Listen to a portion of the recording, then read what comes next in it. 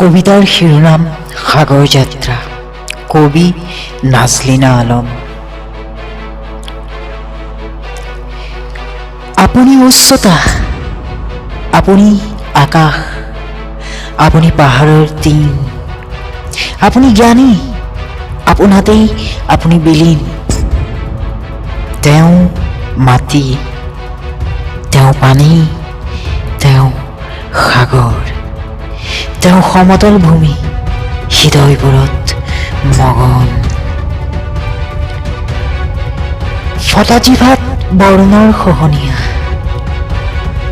থৰকাচুটি হেৰুৱা শব্দই বিচাৰে সঠিক বাট।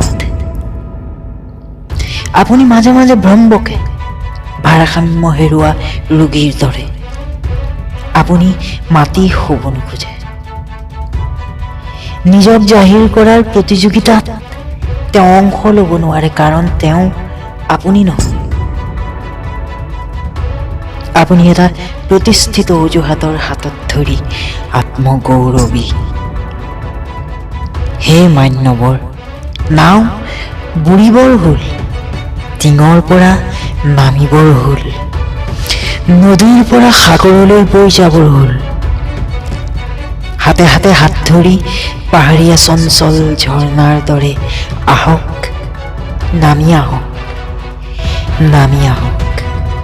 আমাৰ যাত্ৰা হওক পুখুৰীৰ পৰা সাগৰলৈ, আমাৰ যাত্ৰা হওক চৌৰিৰ পৰা বিশ্বদুৱাৰলৈ, আমাৰ যাত্ৰা হওক নৰকৰ পৰা স্বৰ্গলৈ।